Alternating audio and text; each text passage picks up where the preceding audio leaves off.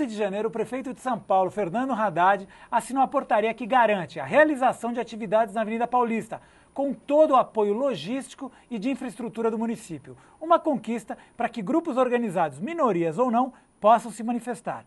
E é exatamente sobre isso que fala a nossa próxima dica. Acompanhe. A Secretaria Municipal de Participação e Parceria, composta por 8 coordenadorias, entre elas a de Assuntos da Diversidade Sexual, tem como objetivo estimular e divulgar toda ação que combata o preconceito relacionado a todo tipo de orientação sexual que a sociedade queira manifestar. O órgão pretende oferecer o respaldo político necessário para que cada grupo construa e conquiste seu espaço na sociedade, apoiando eventos de afirmação social, como a Parada Gay, entre outros. O link Denuncie é uma ótima ferramenta para ajudar a combater a homofobia na cidade de São Paulo. Somente com denúncias formais é que poderemos unir forças entre sociedade e autoridades para coibir atos discriminatórios e elaborar políticas públicas de proteção à população LGBT. Para que as pessoas sejam preservadas de qualquer possibilidade de retaliação, todas as informações preenchidas são sigilosas. No site, também é possível conhecer os mapas da homofobia, denunciada na cidade de São Paulo com dados sobre a violência homofóbica. A mensagem que fica desse tutorial é bem simples. Preconceito não está com nada e precisa ser combatido. Sempre. Compartilhe essa dica.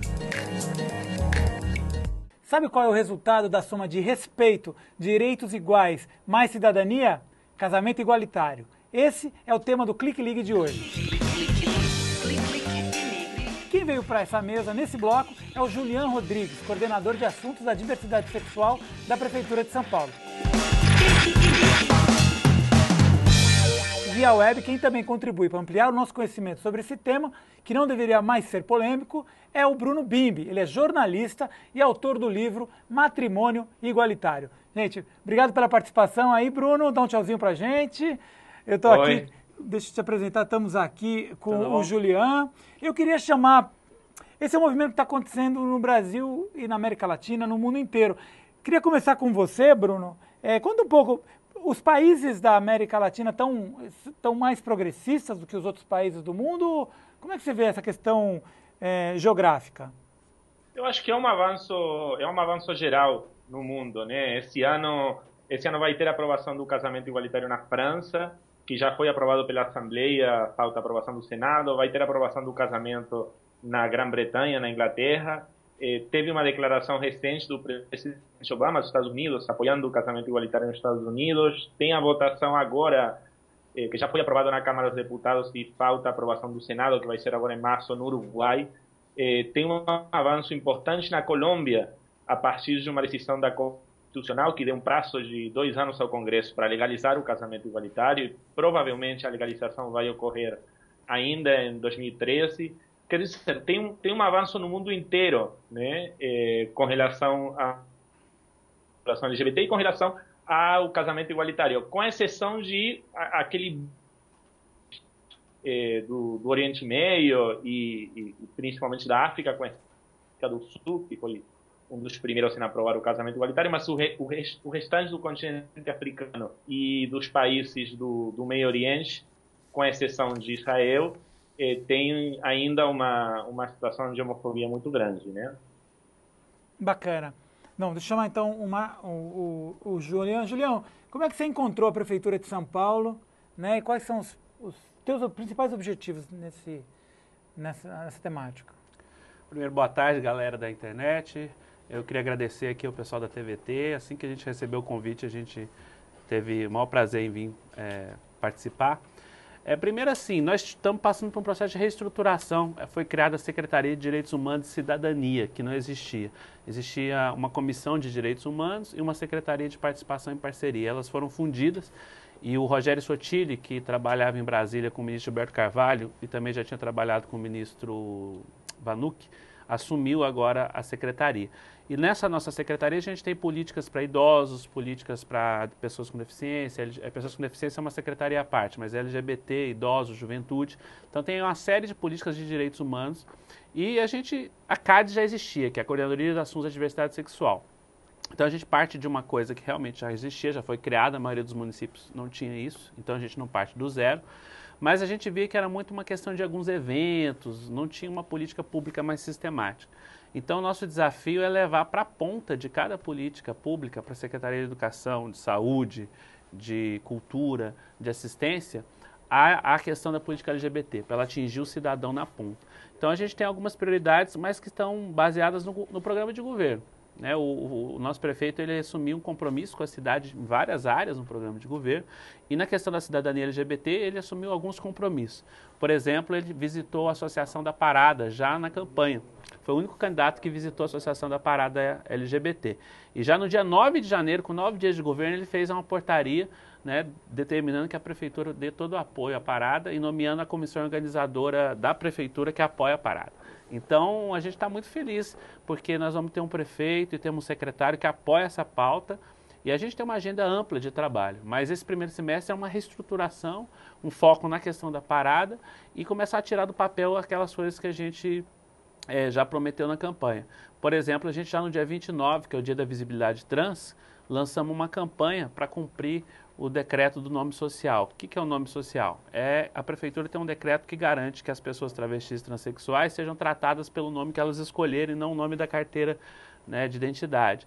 Tanto no ambulatório de saúde, quanto no aparelho de assistência social, no equipamento de assistência social, quanto funcionários trans, funcionárias trans. Então, a gente fez uma campanha com cartazes, banner na internet. A gente está fazendo com que saia do papel essa lei. Então tem uma agenda ampla aí, viu, Marcelo? A gente quer trabalhar bastante. E a internet é uma aliada nesse ponto? Com certeza. Essa é uma questão, inclusive, que é uma diretriz não só nossa, que viemos do ativismo e já usamos essa ferramenta, mas da própria administração. Para você ter uma ideia, nessa nossa Secretaria de Direitos Humanos e Cidadania, vai ter uma coordenação chamada Cidadania Digital, que é a Patrícia Cornius, que é a coordenadora, que veio também do ativismo, da transparência hacker, do ativismo hacker.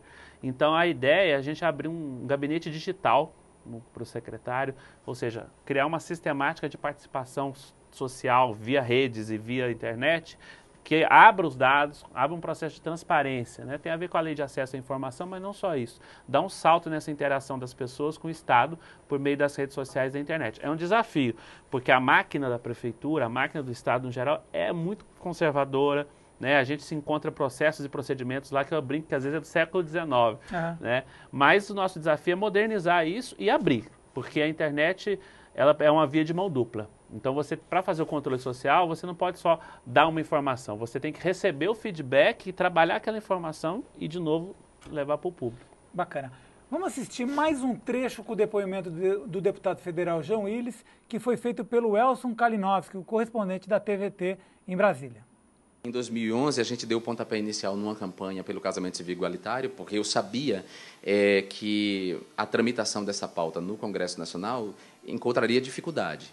E eu sou um político que acho que a batalha tem que ser feita no âmbito do Congresso, seja nos corredores, nas comissões aqui, mas ela tem que ser feita também na esfera pública. Então, eu faço um enfrentamento aqui e um enfrentamento na esfera pública. E de que maneira eu decidi fazer esse enfrentamento? Através de uma campanha que gerasse um debate nacional. E essa campanha gerou um debate nacional, a gente conseguiu a adesão de artistas de peso que não cobraram nada. Embora ela tenha sido veiculada na TV, sobretudo nos jornais, nas matérias de telejornal que cobriram o lançamento da campanha, ela dependeu única e exclusivamente das redes sociais e da internet. Então, a internet é minha grande aliada hoje. E é claro que eu não sou ingênuo e nem acho também que o e-ativismo, né, eu não sou utópico de achar que é a panaceia, que isso resolve. Ao lado do e-ativismo, nós temos que ir para as ruas, nós temos que ocupar os espaços, as instituições, mas eu não posso desprezar essas novas tecnologias. Você queria comentar, Julião? Sim, eu acho que a questão do ativismo na internet, ela abre, principalmente para uma nova geração, como o Marcelo Heiler falou no outro bloco, a possibilidade de participar. Agora, ela também abre uma possibilidade de você ter setores reacionários, conservadores, também usando a ferramenta. A gente também não pode achar que é uma ferramenta neutra. E nós hoje temos as redes sociais, a gente também não pode esquecer que são plataformas privadas de grandes monopólios. Isso é uma questão que a gente para debater.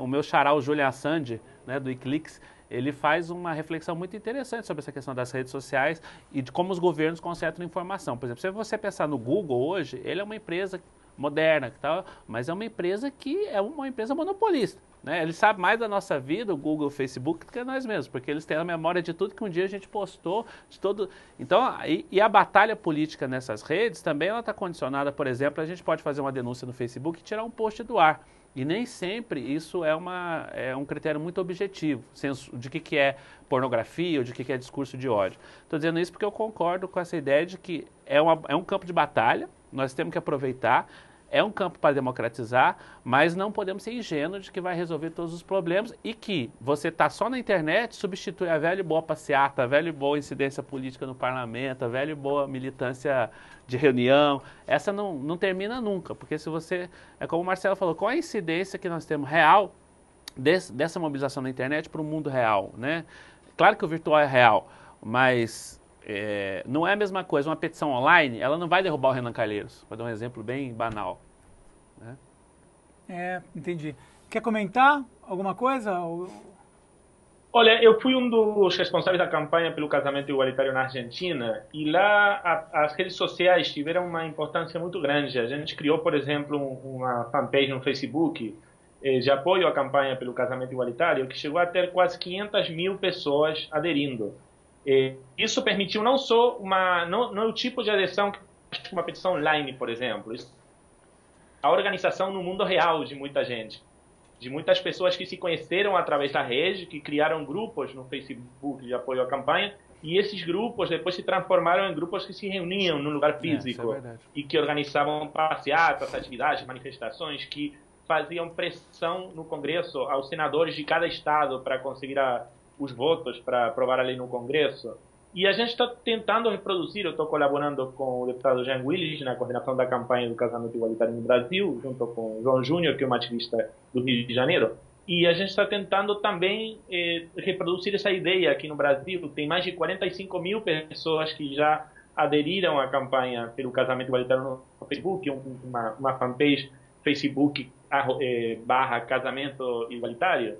E é uma campanha que está tendo muita adesão, muita participação. A gente recebe as estatísticas do Facebook com uma participação altíssima de pessoas que se comprometem com a campanha.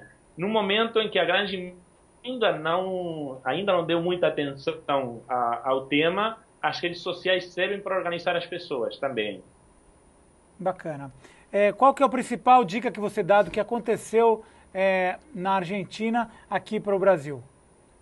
Olha, a primeira dica é derribar a impossibilidade. Quando a gente lançou a campanha pelo casamento igualitário na Argentina, em fevereiro de 2007, falar em casamento, que na época nem se falava casamento igualitário, se falava em casamento gay, falar em casamento gay na Argentina parecia uma coisa absurda, uma coisa completa e absolutamente impossível.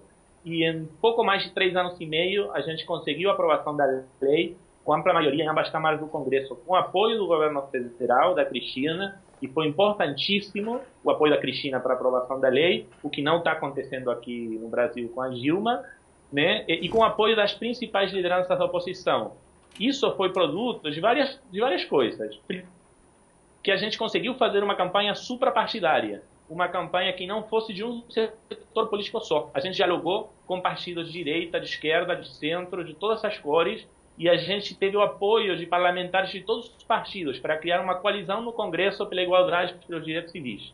Segundo, que a gente conseguiu a adesão de figuras importantes, como está acontecendo aqui no Brasil, da cultura, da televisão, da música, do cinema, né? Figuras que servem para convocar as pessoas, né?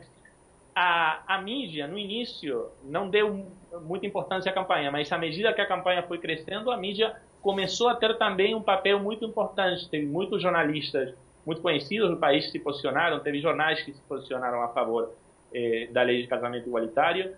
E eu acho que o mais importante que a gente conseguiu que fosse uma campanha, não uma campanha dos gays, das lésbicas, dos bissexuais, das travestis, das transexuais, sino que fosse uma campanha de todos os setores democráticos da sociedade civil que consideram que a aprovação do casamento igualitário tem a ver com o avanço da democracia. Não é uma reivindicação dos gays, é uma reivindicação da democracia. Bacana. Um avanço para o país. Bacana. É hora da gente fazer um pequeno intervalinho aqui. A gente vai, mas volta rapidinho.